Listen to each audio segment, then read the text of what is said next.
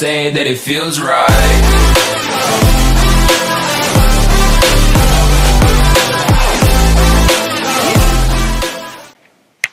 Hey YouTubers, I hope that there are Christians watching this, I hope that there are Muslims watching this.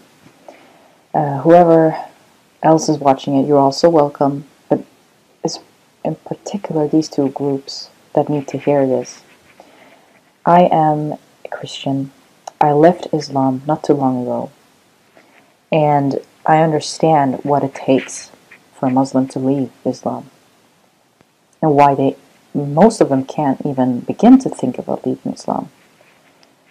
And I was one of the lucky ones who had a past that was quite difficult in terms of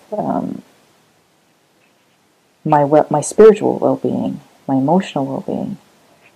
I was a child, I was a teen, and an adult that was always in distress spiritually, and I was always looking for answers, and from a young age I journaled. I had a lot of problems as a kid mentally. Although it was nothing serious, I suffered from social anxiety, I had sleep difficulties, I walked in my sleep, I had multiple visions, I saw things, I heard things that weren't there, and I would have times when I was extra depressed or extra sad. It was, although on the outside I looked pretty perfect, and in terms of what I did with my life, people would look at my family and they would think that this family is perfect, because we really fulfilled all the criteria of what the world defines as a perfect family. But on the inside, we were all very confused, and we had identity crisis, and we were lost, and we were all really looking for some kind of salvation that Islam didn't really offer, but we wanted to get as close to it as possible. And in this, just growing up this way, and also coming from a family that was so loyal to their traditions, cultural and religious traditions, I mean, from my late teens, I started rebelling against a lot of these values that we had. And at the beginning of my 20s, I hit rock bottom after I had failed a few exams in university. And this time was one of the most difficult times in my life, when I was stuck in a rut. I didn't get any further in terms of my education or with job or anything. And this was a time when I did a lot of soul searching. I spent a lot of time trying to find the answers to my questions. And at some point during this time, I prayed to God for clarity, for truth, that no matter what that meant, I was ready to receive it. And God gave me this person. I met a man at that time who I fell in love with very hard, and we clicked very well. And this guy happened to be very, very good with history, with theology, with politics, with all kinds of things that can explain religion.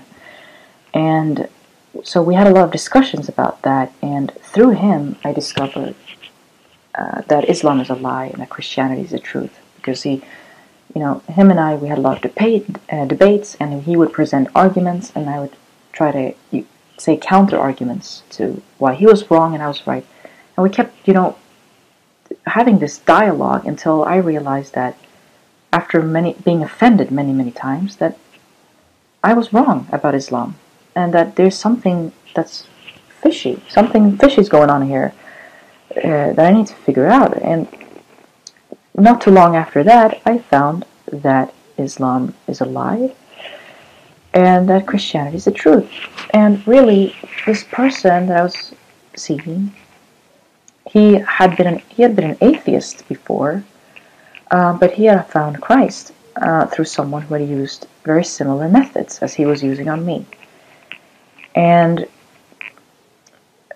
if I have understood this correctly, I don't know that detail, but I do know that The only method that really worked, and that I think will work on Muslims, to see the truth about Islam is you have to be tough. You can't be afraid to offend a Muslim. Most people who come from the Middle East, they're raised with honor cultures and all these tough values of Islam, that everything they do in life is driven by shame, fear, guilt, and all these negative emotions. You can't use some nice, more politically correct tactic to show them the truth. You have to show them what it is as it is. And the way you do so is you have to agree on that. You're going to have these debates, and it's going to be you're going to show arguments, and it's going to be with an objective point of view. You're going to approach it objectively with a scientific method, and you're going to have no predetermined assumptions about anything, and really look at things as they are, and then see what you think.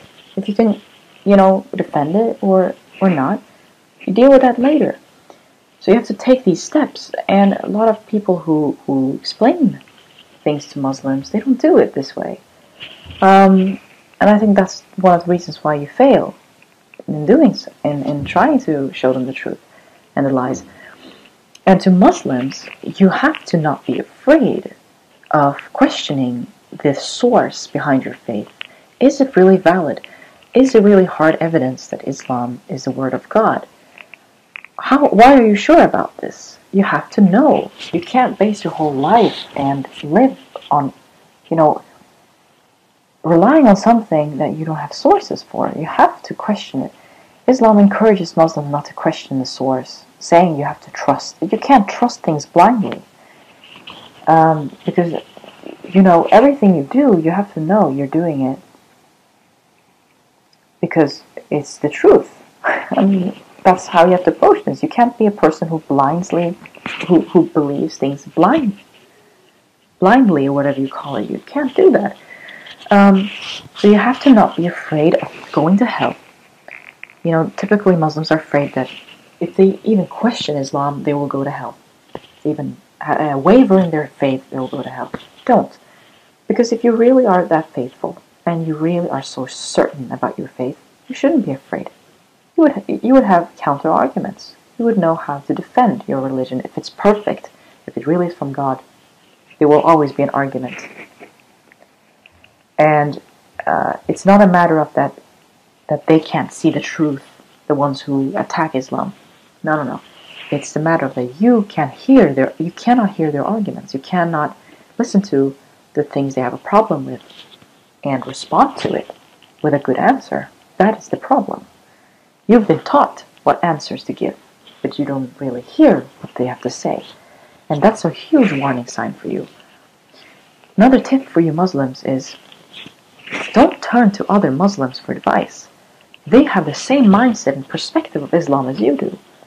They're not going to give you a new insight. You have to turn to non-Muslims to hear why they have a problem with Islam. If they're wrong, your faith is going to be stronger. If they're right, you're going to be led to the truth, which may mean away from your faith. But if you want to learn something new, if you want to get a new understanding, you can't go to people who understand things the way you understand them. And lastly, you can't be a chicken. You have to be brave. If you want to know the truth, you have to face the uncomfort that comes with it. You're going to have to be ready to leave your family behind. I had to. I had to block my whole family and my relatives from my life. I had to flee from my home and live in secrecy and start from scratch, pretty much. No home, no money, and find a way to get that help from the government. I am in that place today, but I can tell you this, it was worth it. It was worth the fight because I'm doing it for something I know of, something I believe in, something I am sure is the truth. Would you do this for Islam? I really don't think so. I think Islam is very convenient when everything is fine. But you know just as well as I know that when things are the worst for you, when life is most difficult, you actually leave or get away from Islam because Islam doesn't welcome imperfect people. Islam teaches you that you're not good enough. If you sin, you're not worthy of praying to God. That if you do certain things, you're not worthy of even being in the household of a Muslim. And that if you have certain values, you are to be cast out of the group and killed. But that's another story for another time. The point is, you and I both know that you would not do what I'm doing right now. Leave your family behind, leave popularity, success, money, house, warm food on the table, leave all of that. A lifetime of memories behind for Islam. Because you don't know why you believe in Islam. You just do. And that's a huge problem. Thank you for listening. I hope to make more videos, but I want to know what to talk about in the coming videos. So please leave a comment here below and tell me what you want to hear more of. And I'll see what I can do. Thank you for watching. And I'll see you in the next videos. Say that it feels right.